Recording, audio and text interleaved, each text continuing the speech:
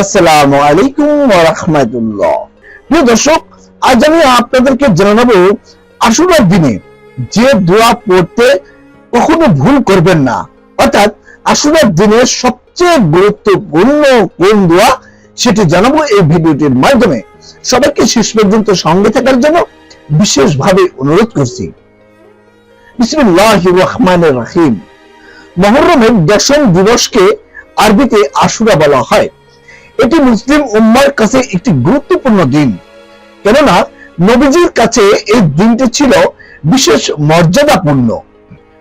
অত্যাচারী শাসক ফেরাউনের হাত থেকে পূর্ববর্তী নবী হযরত মূসা আলাইহিস সালাম মুক্তি লাভ করেছিলেন এই আশুরার দিনে। এর শুকরিয়া স্বরূপ ইহুদিরা এই দিনে রোজা রাখত। ইহুদিদের সঙ্গে সাদৃশ্যতার গুরুত্ব বজায় রেখে মহানবী হযরত মুহাম্মদ সাল্লাল্লাহু আলাইহি ওয়াসাল্লাম আশুরা 2 রোজা রাখতে সাহাবায়ে কিরামদেরকে আদেশ করেন। রোজার পাশাপাশি মুসলিম উম্মার জন্য বিশেষ আরেকটি আমল রয়েছে, আর সেটি হলো তওবা করা। এদিন তওবা কবুলের মোক্ষম সময়। এক হাদিসে রাসূল পাক সাল্লাল্লাহু আলাইহি ওয়াসাল্লাম বলেছেন, মুহররম হচ্ছে আল্লাহর মাস। এ মাসে এমন এক দিন বা আশুরার দিন আছে যেদিন আল্লাহ তাআলা অতীতের অনেকের তওবা কবুল করেছেন, ভবিষ্যতেও অনেকের তওবা কবুল করবেন। এটি তিরমিজি শরীফের হাদিস। তাই আমাদের উচিত হবে আশুরার দিনে আন্তরিক তওবা করা, তওবার দোয়াগুলো যথাযথভাবে পাঠ করা। তাওবার বিভিন্ন দোয়ার উল্লেখ রয়েছে পবিত্র হাদিস শরীফে। তাওবা কবুলের গুরুত্বপূর্ণ দোয়াগুলো তুলে ধরবো এই ভিডিওটির মাধ্যমে। প্রথম দোয়াটি হলো আস্তাগফিরুল্লাহাল আযীম আল্লাযী লা ইলাহা ইল্লা হুয়াল হাইয়ুল কাইয়্যুম ওয়া আতুবু ইলাইহি। অর্থ, মহান আল্লাহর কাছে আমি ক্ষমা চাই, যিনি ছাড়া কোনো উপাস্য নেই, যিনি চিরঞ্জীব চিরস্থায়ী, এবং আমি তার কাছে তওবা করি। হাদিস শরীফে এসেছে, যে ব্যক্তি এই দোয়া পড়ে তাকে ক্ষমা করে দেওয়া হয়, যদিও সে রণক্ষেত্র থেকে পলায়ন করে থাকে। এটি তিরমিজি শরীফের হাদিস, হাদিস নম্বর 3577। 2 নম্বর দোয়াটি হলো রাব্বিগফিরলি ওয়া তুব আলাইয়া ইন্নাকা আনতাত তাওয়াবুর রহিম। অর্থ হলো, হে আমার রব, আমাকে মাফ করুন, আমার তওবা কবুল করুন, নিশ্চয়ই আপনি তওবা কবুলকারী পরম দয়ালু। ইবনে উমর রাদিয়াল্লাহু তাআলা আনহু বলেন, আমরা গুনে দেখতাম যে নবী করিম সাল্লাল্লাহু আলাইহি ওয়াসাল্লাম একই মজলিসে দোয়াটি 100 বার পর্যন্ত পাঠ করেছেন। এটি তিরমিজি এবং আবু দাউদ শরীফের হাদিস। উল্লেখ্য, শুধু বৈঠকেই নয়, যে কোনো সময় এই ইস্তেগফার করা যাবে। আর 3 নম্বর দোয়াটি হলো সুবহানাল্লাহি ওয়া বিহামদি আস্তাগফিরুল্লাহ ওয়া আতুবু ইলাইহি। অর্থ, আমি আল্লাহর প্রশংসা সহ পবিত্রতা ঘোষণা করছি, আল্লাহর নিকট ক্ষমা প্রার্থনা করছি এবং তার নিকট তওবা করছি। হযরত আয়েশা রাদিয়াল্লাহু তাআলা আনহা বলেন, রাসূল পাক সাল্লাল্লাহু আলাইহি ওয়াসাল্লাম মৃত্যুর আগে এই ইস্তেগফারটি অধিক মাত্রায় পড়তেন। 4 নম্বর দোয়াটি হলো আস্তাগফিরুল্লাহ ওয়া আতুবু ইলাইহি। অর্থ, আমি আল্লাহর নিকট ক্ষমা চাচ্ছি এবং তার নিকট তওবা করছি। হযরত আবু হুরায়রা রাদিয়াল্লাহু তাআলা বলেন, আমি রাসূল পাক সাল্লাল্লাহু আলাইহি ওয়াসাল্লামের চেয়ে আর কাউকে এটি অধিক পরিমাণে পড়তে দেখিনি। আর 5 নম্বর সাইয়্যিদুল ইস্তিগফার তথা ইস্তিগফারের নেতা, আল্লাহুম্মা আনতা রাব্বি লা ইলাহা ইল্লা আনতা খালাকতানি ওয়া আনা আবদুকা ওয়া আনা আহিদুকা ওয়া বিকা মাস্তাতু আউযু বিকা মিন শাররি মা সালাতু আবু উলাকা মিনি মাতিকা আলাইয়া ওয়া আবু বিজানবি ফাগফিরলি ফা ইন্নাহু লা ইয়াগফিরু যুনুবা ইল্লা আনতা।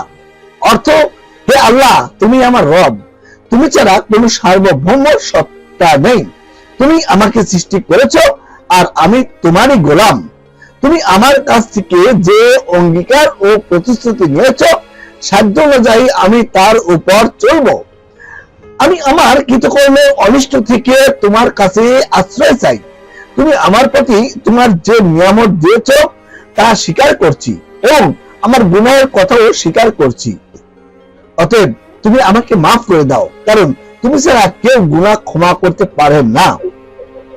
রাসূল পাক সাল্লাল্লাহু আলাইহি ওয়াসাল্লাম বলেন, যে ব্যক্তি দিনের বেলায় এই দোয়াটি দৃঢ় বিশ্বাসের সাথে করবে, অতঃপর সেদিন সন্ধ্যা হওয়ার আগে মারা যাবে, সে জান্নাতীদের অন্তর্ভুক্ত হবে। আর যে ব্যক্তি সন্ধ্যায় দৃঢ় বিশ্বাস নিয়ে এটি পড়বে, অতঃপর সকাল হওয়ার আগে মারা যাবে, সে জান্নাতীদের অন্তর্ভুক্ত হবে। এটি সহিহ বুখারী শরীফের হাদিস, হাদিস নম্বর 6306। আর 6 নম্বর দোয়াটি হলো সুবহানাকা আল্লাহুম্মা রাব্বানা ওয়া বিহামদিকা আল্লাহুম্মা গফিরলি। অর্থ, হে আমাদের রব আল্লাহ, আপনি মহান, প্রশংসা কেবল আপনারই। হে আল্লাহ, আমাকে ক্ষমা করুন। হযরত আয়েশা রাদিয়াল্লাহু তাআলা আনহা বলেন, কোরআনের নির্দেশ অনুযায়ী রাসূল পাক সাল্লাল্লাহু আলাইহি ওয়াসাল্লাম রুকু ও সিজদায় গিয়ে এই ইস্তেগফারটি করতেন। এটি বুখারী শরীফের হাদিস, হাদিস নম্বর 794। এই দোয়াটি যে কোনো সময় পড়তে পারেন। আর 7 নম্বর, রব্বিক ফিরলি রব্বিক ফিরলি। অর্থ, হে আমার রব, আমাকে ক্ষমা করুন। হে আমার রব, আমাকে ক্ষমা করুন। নবী করিম সাল্লাল্লাহু আলাইহি ওয়াসাল্লাম দুই সিজদার মাঝে বসা অবস্থায় পড়তেন। এটি সহিহ মুসলিম শরীফের হাদিস, হাদিস নম্বর 772। আর 8 নম্বর হলো আল্লাহুম্মা ইন্নী জালামতু নাফসি যুলমান কাসীরা ওয়া লা ইয়াগফিরুয যুনুবা ইল্লা আনতা ফাগফিরলি মাগফিরাতান মিন ইনদিকা ওয়ারহামনি ইন্নাকা আনতাল গাফুরুর রহিম। অর্থ হলো, হে আল্লাহ, আমি নিজের উপর অনেক জুলুম করেছি, তুমি ছাড়া অন্য কেউ গুনাহ ক্ষমা করতে পারে না। অতএব তোমার পক্ষ থেকে আমাকে পরিপূর্ণভাবে ক্ষমা করো এবং আমার উপর দয়া করো, তুমি তো ক্ষমাশীল পরম দয়ালু। হযরত আবু বকর রাদিয়াল্লাহু তাআলা আনহু রাসূল পাক সাল্লাল্লাহু আলাইহি ওয়াসাল্লামকে বলেছিলেন একটি দোয়া শিখিয়ে দিতে, যা তিনি নামাজে পড়বেন। তখন নবী করিম সাল্লাল্লাহু আলাইহি ওয়াসাল্লাম এটি শিখিয়ে দেন, যা দোয়া মাসুরা নামে পরিচিত। এটি সহিহ বুখারী শরীফের হাদিস, হাদিস নম্বর 834। এটি কেবল নামাজের মধ্যে নয়, যে কোনো সময় পড়তে পারেন। অর্থটা খুবই হৃদয়গ্রাহী। আর 9 নম্বর দোয়া হলো আল্লাহুম্মা গফিরলি মা কাদ্দামতু ওয়া মা আখারতু ওয়া মা আসরারতু ওয়া মা আলানতু ওয়া মা আসরাফতু ওয়া মা আনতা আলামু বিহি মিন্নি। অর্থ, হে আল্লাহ, আমি আগে পরে যত গুনাহ করেছি তা মাফ করে দাও।